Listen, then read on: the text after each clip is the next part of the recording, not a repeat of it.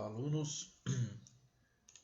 Obrigado por estar acompanhando aí mais uma aula de treinamento individualizado. A nossa última aula, pré-revisão para N2, né? Na quinta-feira teremos a nossa live de revisão para N2, que é na sexta-feira já agora. E para a gente tratar aqui os assuntos da N2, ficou pendente então os testes na avaliação física. E eu dei uma incrementada neles agora, coloquei mais alguns. E a planilha de treinamento, algumas considerações importantes.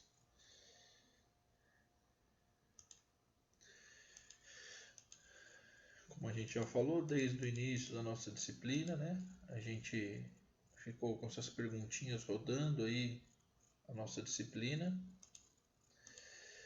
E vão ficar, né? Depois do término dessa disciplina também, a importância desse meu personal trainer em relação a esses assuntos, né? E lógico, né? Para a gente conseguir responder tudo isso, a gente tem que estudar e vivenciar o cotidiano dessa área, né? E na avaliação física, só relembrando, né? Alguns aspectos que a gente considera importante aí de forma geral, genérica, não estamos falando de atletas específicos, mas a frequência cardíaca, pressão arterial, composição corporal, resistência cardiovascular, a força muscular, resistência muscular e a flexibilidade são bons parâmetros aí para uma avaliação física básica, né? Deixei também um modelinho lá na outra aula, né? Sobre alguns aspectos e vamos falar de alguns testes aí que já foram falados e outros que a gente adicionou. Então, por exemplo, a relação cintura-quadril é um índice aí muito importante, que seria a cintura dividida, a medida da cintura em centímetros dividido pelo quadril. É um índice bem importante para a gente avaliar risco de doença cardiovascular ou de eventos cardiovasculares, né? Então é um método simples, muito acessível para o profissional e dá um dado bem pertinente, né? E aí deixei para vocês também lá as tabelinhas, né? Onde aqui se encaixa como baixo risco, moderado risco, alto risco e muito alto risco de doença cardiovascular, né? Muitas dessas tabelas que peguei de alguns testes estão aqui nesse site saudemovimento.com.br. É um site bacana para vocês navegarem. Apesar de algumas referências ainda serem antigas lá, mas ele tem bastante informação sobre avaliação física, saúde, voltado para a área de saúde, principalmente para fisioterapeuta, profissional de educação física, tudo bem?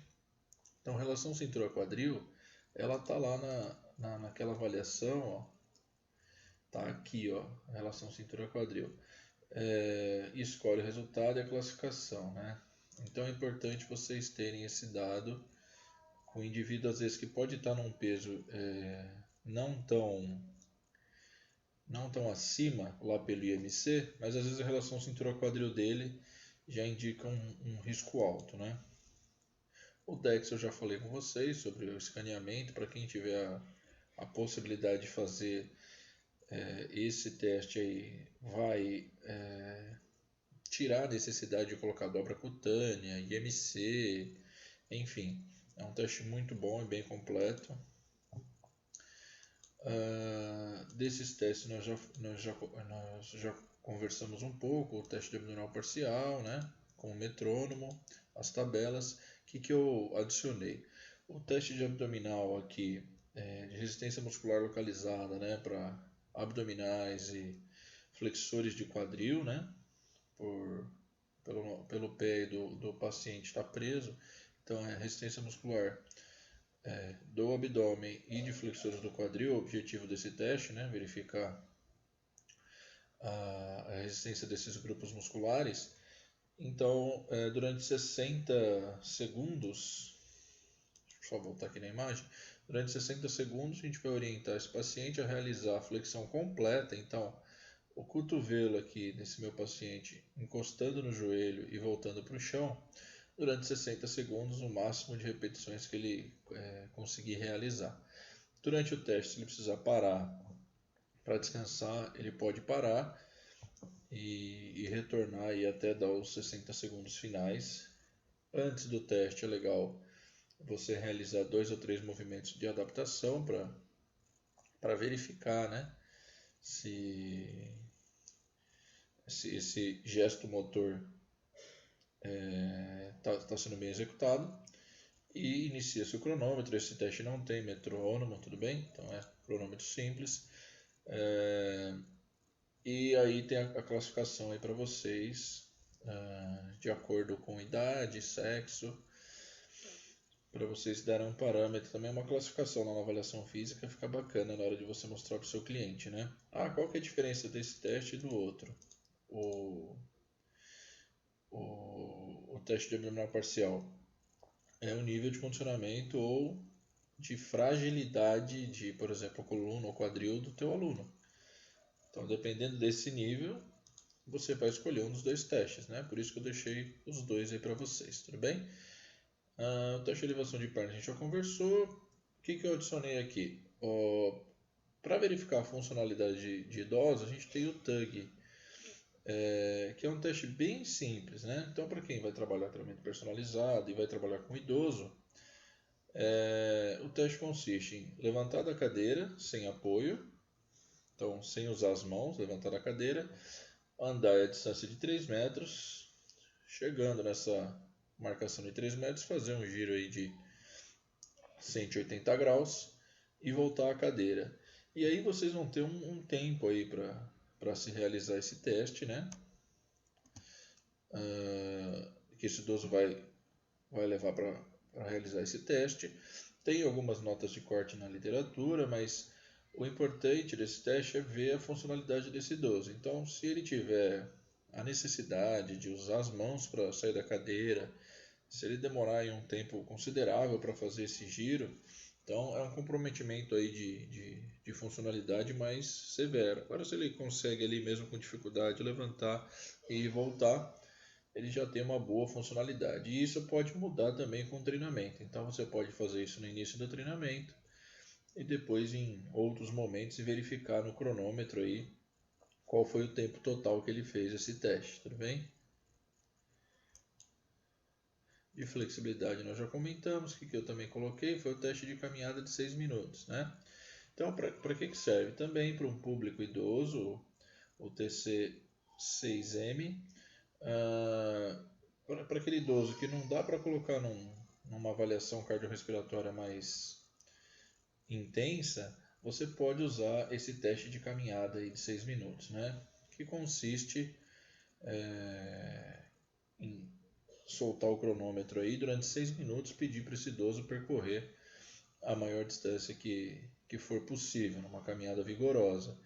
E se puder fazer uma pista de atletismo aí para segurança desse participante, melhor ainda, né? Por causa de buracos, de desníveis aí na rua, né? Normal que a gente tem, seria mais interessante. E é importante também você aplicar aí umas 2 vezes, pelo menos a literatura indica, antes esse teste sem estar avaliando efetivamente ainda a distância que ele percorreu. Então você realiza aí umas 2 vezes pelo menos para ele sentir o que são 6 minutos, que às vezes a noção do tempo também é difícil. Então durante 6 minutos ali ele vai saber mais ou menos qual que é a margem que ele tem, e na terceira vez que você aplicar esse teste, aí sim você pode ter um resultado mais fiel ou mais preciso. E eu coloquei aqui um trabalho que analisa aí, população brasileira, né? Porque a gente sabe que a gente vai ter diferença dependendo da nacionalidade. Então aqui indica aí uma nota de corte, ou melhor dizendo, uma linha mediana aí de 525 a 600, então podemos colocar aí aproximadamente 550 metros para esses 6 minutos. Tudo bem? Então, durante esses 6 minutos aí, em média, a população, depois de um estudo aí geral, né, avaliando a média da população brasileira, de um N interessante, chegou-se aí que um valor médio para a população brasileira desse teste é mais ou menos aí 550 metros, né? Claro que a gente vai ter para os dois lados aí idosos caminhando um pouco menos e um pouco mais, mas é uma boa referência para vocês quando vocês forem avaliar a capacidade cardiorrespiratória de idoso, frágil ou não. Essa linha mediana aqui, para vocês terem uma ideia no teste de vocês como é que está o teu idoso, né? Talvez nem haja necessidade de classificá-los na avaliação física, mas vocês têm um parâmetro. Olha, ele percorreu em janeiro de 2020 450 metros no teste de caminhada de 6 minutos. Depois de 6 meses, ele percorreu 700 metros, né? Então, é um baita de um ganho que você tem para mostrar para o seu idoso, sem ser só peso, dobra cutânea, circunferência, né? Então, vocês veem que é um teste barato, acessível, fácil de ser executado e que te dá dados aí importantes sobre a capacidade cardiorrespiratória desse idoso. Agora, supondo que não é um idoso, que é um indivíduo ativo, atleta, ou não necessariamente um atleta, mas um indivíduo bem ativo, que tem uma capacidade aeróbica um pouco melhor, o que a gente pode fazer? Né? O que a gente pode aplicar? Esse, galera, e tantos outros protocolos de teste, né? A gente pode dar uma disciplina inteira só de avaliação física, né? Então, isso aqui não é uma receita que vocês devem usar aí para todos, mas é só uma referência. Então, eu quero avaliar a capacidade cardiorrespiratória de um idoso ou de uma pessoa mais frágil, um adulto mais frágil. Eu posso usar o teste de caminhada de 6 minutos ou de 10 minutos. Tem um de 10 minutos também, o teste de marcha de 10 minutos. Um indivíduo um pouco mais avançado aí, a gente pode fazer aquele teste que a gente chegou a fazer lá na academia, se não me engano, no segundo semestre de 2019 a gente fez isso.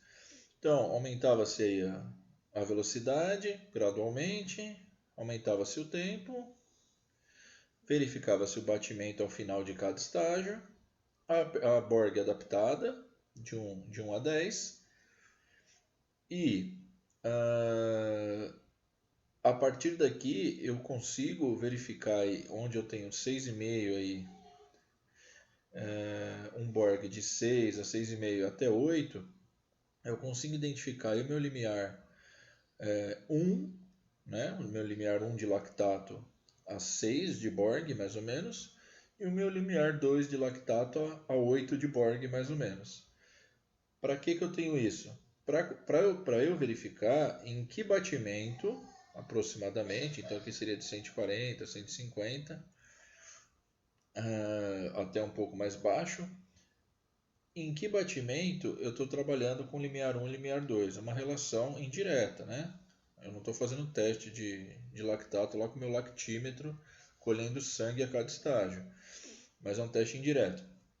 E aí eu consigo fazer tanta evolução que ele vai ter, aqui é o caso de um aluno meu, cada linha representa aí, aqui eu estou falando especificamente de Borg e BPM, né? Então a gente consegue avaliar através da velocidade qual foi a diferença aí para cada estágio, né?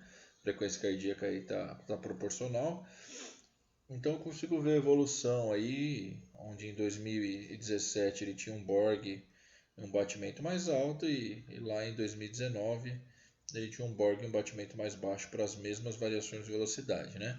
Então isso é um teste aí indireto, que consegue me dar indiretamente aí o limiar de lactato 1 e 2 e avalia a capacidade cardiorrespiratória. Tudo bem? Em relação ao programa de treinamento, também, né? A gente não está vendo treinamento nessa disciplina. A gente já viu treinamento 2 vezes, tanto o esportivo quanto voltado mais para preparação e do treinamento de força, por exemplo.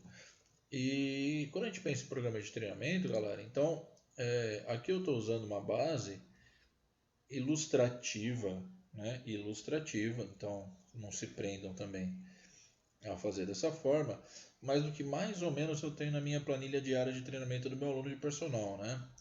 Então, eu tenho alguns exercícios de membros inferiores, bíceps e tríceps, peitoral e dorsal e ombro aqui também. Eu tenho a quantidade de repetições aqui em cima, certo? E eu tenho a carga que ele usa para cada quantidade de repetição, tudo bem? Para todos esses exercícios. Aqui eu tenho um calendário comum, onde eu coloco presença e falta para as aulas dele, para ter esse controle. Aqui é bem importante que eu coloco o volume da sessão, a prioridade daquela sessão e os grupos trabalhados. Então, dia tal. E aqui vai indo, vai indo, vai indo. Quando eu completo essa barra aqui, eu trabalhei, sei lá, nas últimas 10 sessões eu trabalhei com 20 movimentos. O que eu faço? Eu faço tudo isso aqui a lápis, né? Diariamente. Então eu vou lá, passo para o computador, todo esse registro, todas essas cargas, e aí eu vou mudar as cargas para 10 repetições, por exemplo. E aí eu vou registrar todas essas cargas a 10. Quando eu voltar para 20, eu tenho o meu histórico dele de 20 repetições lá no meu computador. E eu posso avaliar muito bem aí a evolução desse aluno em relação à carga, repetições, tudo bem? E a prioridade é algo bem importante. Então, eu trabalhei lá bíceps, tríceps e membros inferiores, mas dentro daquela sessão eu tenho uma prioridade, é bíceps. A outra vez que eu for trabalhar bíceps, tríceps e membros inferiores, se eu usei prioridade bíceps, talvez eu possa usar aqui agora prioridade o tríceps. O que quer dizer prioridade? É onde eu vou dar mais ênfase no grupo muscular, que eu vou dar mais ênfase. Eu vou tentar exaurir aquele grupo muscular que é a prioridade do meu dia. E aí você vai dividindo, pensando em biomecânica, em fadiga, em dor tardia, vários fatores. Isso é um exemplo, uma planilha aí de treinamento individualizado para você verificar algumas variáveis, né? Mas tudo que vocês puderem registrar, registrem. O que mais que eu faço também? Não coloquei aqui, mas o verso dessa folha minha aqui, eu tenho lá, dia 1, mês tal, ano tal. Eu coloco a sequência que ele fez de treino. Então ele fez tais exercícios em ordem tal, tal, tal. Para quê? Quando eu for dar um outro treino para aquele mesmo grupo muscular, eu sei os exercícios que eu usei. E eu sei se for a minha intenção ou não, eu posso repeti-los ou posso mudá-los. Depende do objetivo meu. Hein? Tudo bem? Mas isso na live da revisão a gente vai conversar com mais detalhes. Tudo bem? Obrigado por acompanhar até aqui e até a revisão.